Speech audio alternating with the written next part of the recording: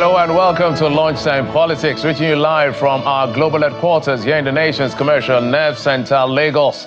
I'm Jeffrey Uzamo. Here's what's coming up on the program right now. You have questions to answer. Kaduna State House of Assembly tells former Governor El-Rufai following his indictment in a probe over alleged financial misappropriation during his tenure. Allegations he denies, maintains he served with integrity. 3 days in, the tripartite committee on the new national minimum wage yet to reach an agreement on the least pay for Nigerian workers as time ticks.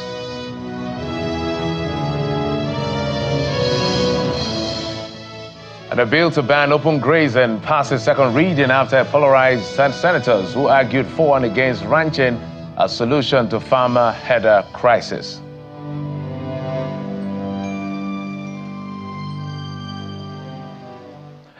Welcome again to the program. The first interest in the polity on the program today is what's playing out in Kaduna State, where the House of Assembly has indicted former Governor El-Rufai for alleged misappropriation of funds. Now, the House Committee investigating all finances, loans, and contracts awarded under the former governor has recommended his investigation and possible prosecution. Also to be prosecuted are some other indicted members of his cabinet for alleged abuse of office through the award of contracts without due process, in their view, diversion of public funds, and money laundering. This was disclosed after the committee submitted its report to the House of Assembly. The Speaker of the House, Mr. Yusuf Liman, says that a total of 423 billion naira was allegedly siphoned by the El-Rufai administration, leaving the state with huge liabilities. Siphoned by the Kaduna State government, from 29 May 2015 and 29 May 2023 was 423 billion 115 million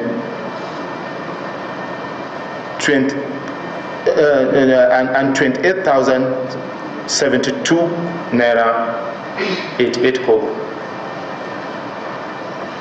The committee found devious transactions, suspicious transactions, diversion.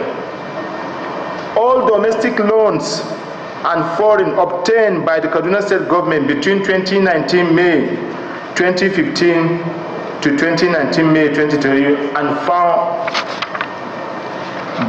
by the committee to have been obtained without due process are not binding on the state, and the state government should henceforth stop honoring all obligations arising from them. But in a swift response, the former governor of the state, El-Rufai, considers the allegations against him and his government by the Kaduna State House of Assembly as scandalous. In a statement by his media advisor, Mr. Muyo Adekeye, the former governor explains that he is immensely proud of his record of governance and the legacy he left behind in Kaduna State, a record he defends cannot be altered by any malicious effort to use the state legislature for defamation and undeserved smears. He adds that it's obvious that the ad hoc committee is merely going through the motions of an inquiry just to give some gloss to the predetermined conclusions. And for him, it is sad to see a shameful departure from any notion of decency and fairness by the state legislature. So you can trust that that's going to be a talking point in the coming days as these things continue to play out. But away from that, as we count down to organized labor's 5-day deadline. You remember they gave a deadline for the government to act. There's still no agreement on the new minimum wage, following the inability of the tripartite committee to agree on a deal after the suspension of the industrial action by organized labor. The second meeting, which was held behind closed doors in Abuja, had representatives of organized labor, private sector, states, and the federal government in attendance. The president had directed the Minister of Finance and Coordinating Minister of the Economy, Mr. Wale Edu, to present a financial guide for negotiation towards a new minimum wage within 48 hours. I'm fine, my Members of the Tripartite Committee on National Minimum Wage, comprising representatives of the organized labor, the private sector, the federal and state government, as well as the head of service of the Federation, arrived at the venue of the meeting in Abuja.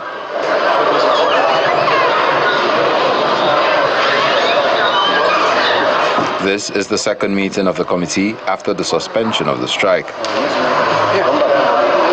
After about 3 hours behind this closed door, the meeting ends and some of the representatives brief journalists on the outcome. After the meeting of yesterday, we adjourned to today. We just had a meeting at 12 again, but there is nothing presented yet. That's the reality of where we are. You could see that the Minister of Finance and the Minister of the Economy left even much more earlier than us. They said they are still working on the template that the President mandated them to work on. So they've not presented anything. All we're discussing was just the principles around some of these issues. But the real figure on where we are, they've not presented anything. We do not want to keep Nigeria gazing and then sleeping and not relaxing. So I believe that we will be able to do that. What is it? We are brothers, we are sisters, and then we are in one community, Nigerian project. So I don't think we'll go beyond the deadline. The Tripartite Committee has failed to reach an agreement for a new minimum wage after 7 meetings before the nationwide strike was declared on Monday by the Workers' Union.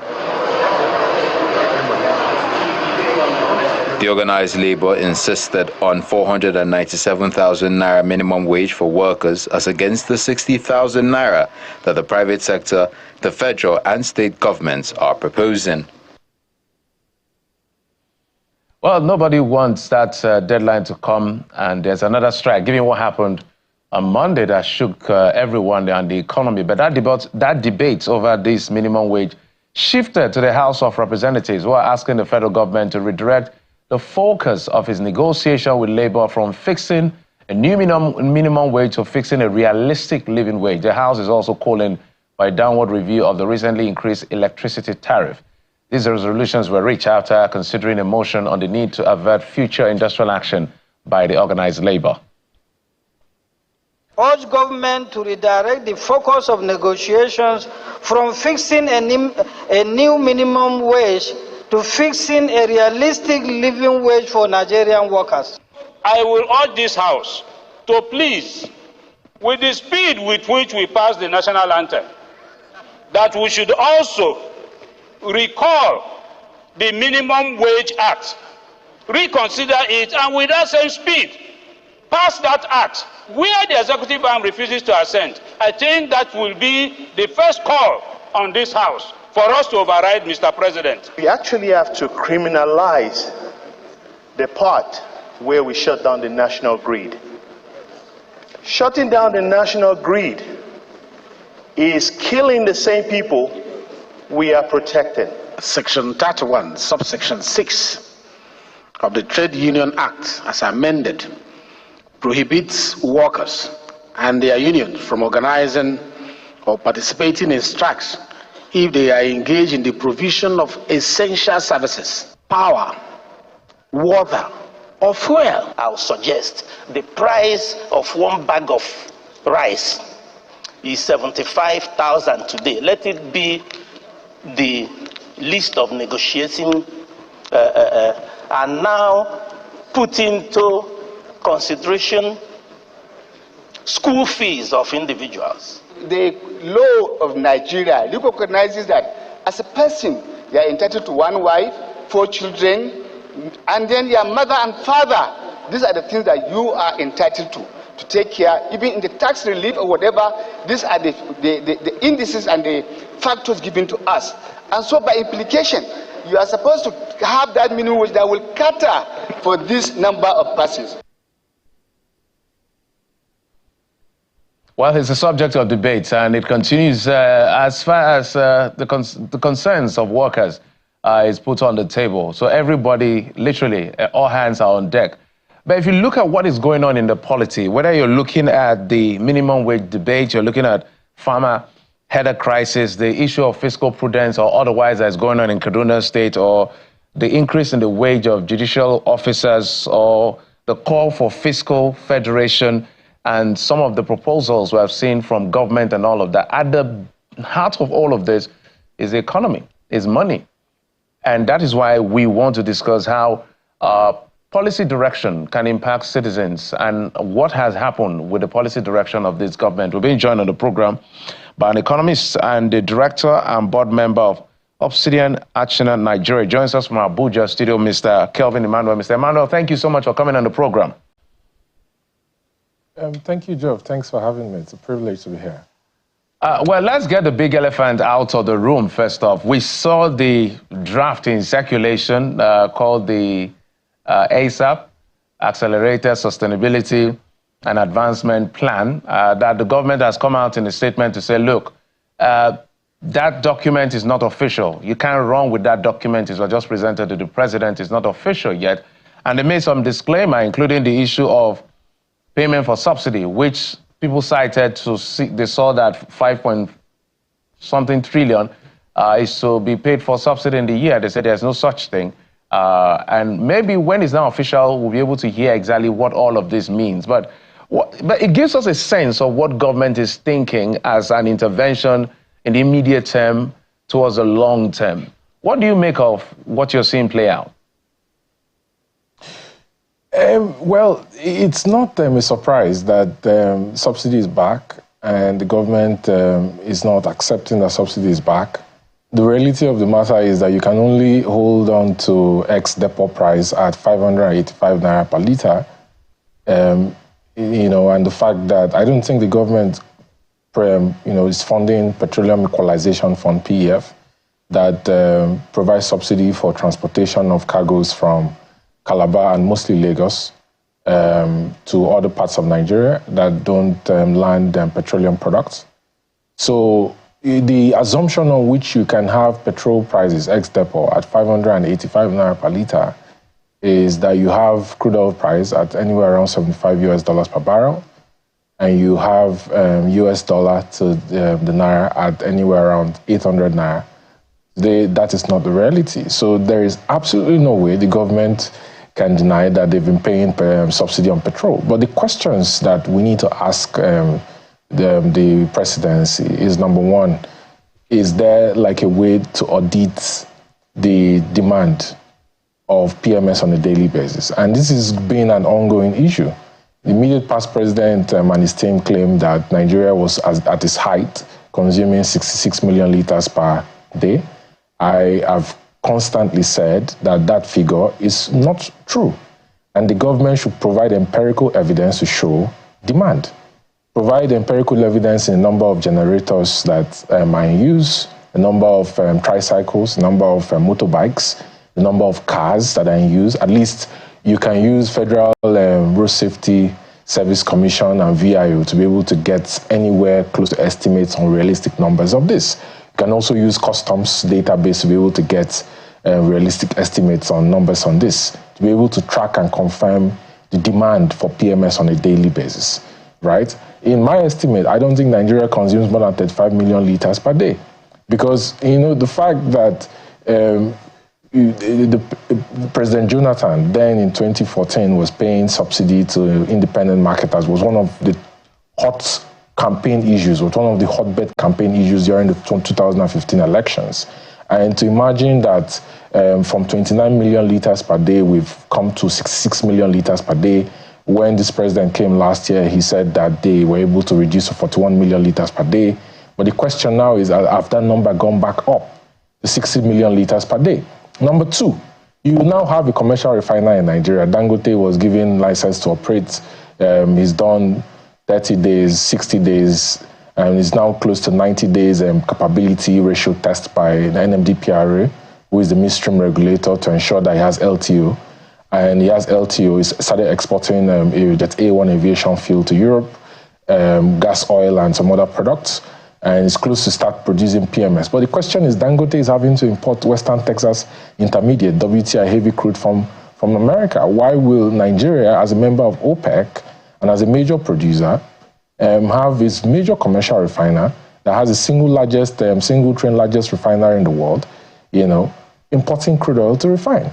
You know, these are the questions that the government needs to ask itself. Why is NNPC unable to meet up with the share purchase agreement is signed when it bought 20% of Dangote Refinery, $1 billion in cash, which is used Lekki Refinery PLC as an SPV to borrow money from Afro-Exim Bank to be able to pay that equity contribution, and $1.7 billion in petroleum feedstock, which is yet to honor, by the way. Why is it unable to provide 300,000 barrels of crude oil to Dangote on a daily basis?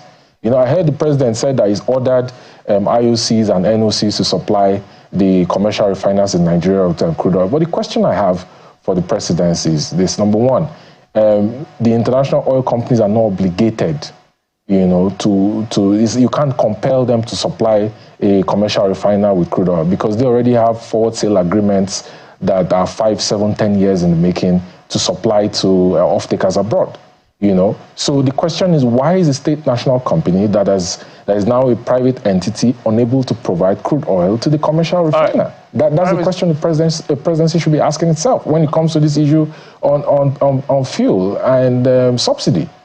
All right, Mr. Emmanuel, the reason we're trying to digress from specifics in terms of some of the things we're seeing going on is because at the heart of it, as I mentioned, is how the economy is faring in the face of policymakers' decision and all of that. But there's one element which everybody seems to agree. The argument has always been that even if you increase labor's minimum wage to 200,000, if the legacy issues are not dealt with, it's still the same cycle.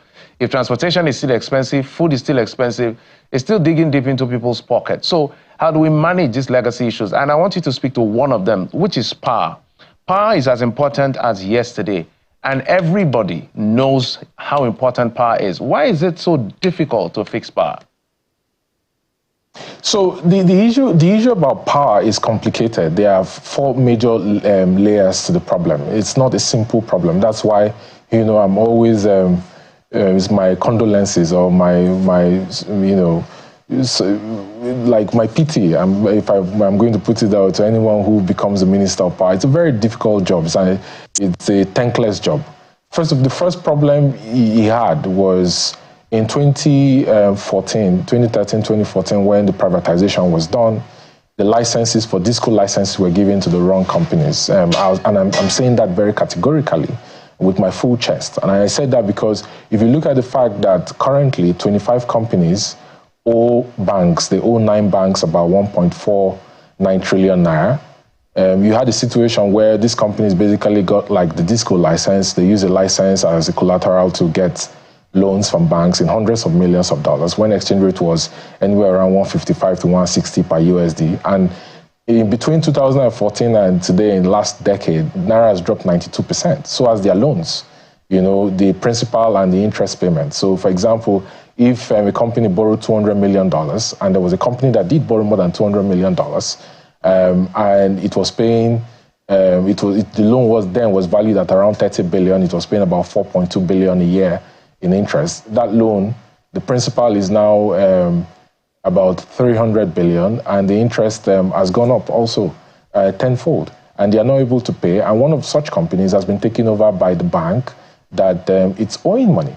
So that was where the first problem started from. The second problem is the fact that today, only 43% of about 12 million electricity customers actually have prepaid meters, which results in electricity thefts, results in serious impairments. Discos are not able to pay the final settlement statements, FSS in the multi-year tariff order plan that has been set up by the market operator from the generating companies. So you have a situation where Discos are owing market operator is not able to remit to Gencos, Genco is not able to fund maintenance, pay for gas, import spare parts. So it's a cycle that goes on. I saw recently that Geregu had a visit to Siemens in Germany, and they're planning to increase by another 125 megawatts.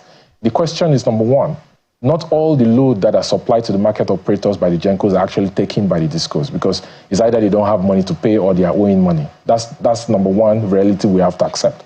Number two, TCN actually does not have the full infrastructure capacity to be able to transmit all the power that is load given by the Gencos to the market operator. So there is a cause for the presidency to privatize an arm of TCN to the private sector to be able to manage. And then you have the issue of gas. Today, there's, number one, issue with gas pricing. You know, the president recently signed and gave the authority to the NMDPRA to raise marginally the price of gas by BTU. Yeah, but there's also the challenge of the fact that gas is not flowing according to the bending moment formula that aligns with the international gas price model for pricing gas, which is not an incentive for upstream and midstream players to be able to distribute gas to generating companies. Then you also have the problem of the fact that there is lack of infrastructure in terms of transmission pipes to be able to deliver gas from the wellheads down to the generating companies. So these are the Mr. very Emmanuel, complicated I would like issues that to we have butt in in power. because of time. My apologies. I'd like to butt in because of time. And looking at the time, is racing faster than I expected. But I want to get your insight as much as possible. Because we're talking about economy and how it impacts the polity, which is an important conversation, which is the reason behind most of the things we're dealing with. So to avoid us getting into that catch-22 situation, well, let's binge view all of what we are seeing across board, however I want to look at it. What do we need to do? Let's talk solution now. Maybe bullet points, you can hit it across sectors as quickly as possible that we need to do beyond just negotiating minimum wage, because we're interested beyond minimum wage is a fixed legacy issue. What do we need to do as an economy? There's a proposal, although it's not official, but we have an idea what's going on. Well, I'll tell you, Geoff, that the proposals that the fiscal Presidential Committee on Fiscal and Tax Reforms is come together is the most robust and comprehensive and most consequential set of reforms you will ever see that Nigeria has had, in my opinion, since independence. I encourage Mr. President to, make one or two adjustments and pass it, approve and pass into the law, like in cases where they need to send requests to the National Assembly to actually repeal and reenact into law. But quick points. Number one, the presidency needs to hands off NNPCL and allow the private sector to run it, in the sense that you need to transfer NNPCL to an asset manager. NNPCL is poorly run. It can't supply crude oil. It's not making enough money to fund the government. It has legacy issues. NNPCL needs to become more of an operator. NNPCL needs to be able to invest in the projects like Nigeria-Moroccan gas pipeline to export gas, to distribute gas locally. You need more efficiency in the organization. You need business transformation, because if you consider the fact that Saudi Aramco, is selling $12 billion worth of shares, and in this past financial year, it did about $160 billion, and about 16% of that goes into their public investment fund. You understand the kind of problems we have in Nigeria. Number one, NNPCL is key to be able to supply the government and reduce the deficit financing, and also supply the dollars you need. You need to bring down inflation. Inflation is very important because it's principal and center. Heritage Bank, its license was revoked. Heritage Bank had a non-performing loan ratio of 81%, also because of the fact that the central bank has raised MPR to 26.25%, and the non-performing loan book of banks on their balance sheet is actually, spiraling out of control. So you can imagine the impact of raising inflation, which is a necessary step that the central bank had to take on a bank like Heritage Bank. I'm not saying that's all the reason why the bank failed, but we need to deal with inflation decisively to be able to get exchange rate under control and provide forward guidance to companies that want to invest and create jobs for the economy. Mr. Manuel, apparently we don't have enough time to talk about this, because right now everybody's talking solutions. So you've mentioned the MNPC issue as well as the inflation. There are a couple of other things like power that you mentioned, but we must thank you for your insight. Mr. Kelvin Emmanuel is an economist and director and board member of Obsidian Achina Nigeria. Joined us from Abuja today. Thank you, sir, for coming on the program. Thanks for having me. Thank you so much. Absolutely. So, hey, we all have to put our hands on deck to make sure we work to bring this country to the destination of choice. But let's move on to other stories where the Senate's a bill for an act to ban open grazing and establish ranches as an antidote for perennial violence or clashes between farmers and herders in Nigeria's second reading after a debate. The Senate further proposed a national summit on the matter in addition to the public hearing for a comprehensive solution. To put a permanent stop to the endless cycle of attacks and counterattacks by our people and their external collaborators. It also means that this is also the time for us to take another look at the law that makes land to be in the hands of states. The National Livestock Production Scheme was introduced under the Vice President. Everything was packaged, but some states refused. We cannot resolve this issue if we are sentimental. Going by this bill, it will compound our crisis in Nigeria. Some people close their eyes on what is going on or what lead herders to go against farmers. Every citizen of Nigeria is entitled to move freely throughout Nigeria and to reside in any part thereof. The section you are referring to is talking about citizens of Nigeria. Yes. And cows are not citizens of Nigeria. Cows can come in from Niger, they can come in from Chad, anywhere.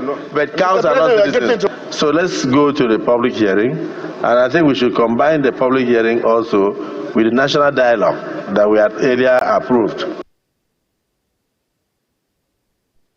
Well, that's the argument. Let's move on now. The National Orientation Agency has unveiled the approved version of the reintroduced national anthem. The director of the agency, Mr. Larry Issa Onilu, announced the approved lyrics at a media briefing in the nation's capital. Mr. Onilu asked Nigerians to pay attention to the words in line 3 and 5 of the national anthem.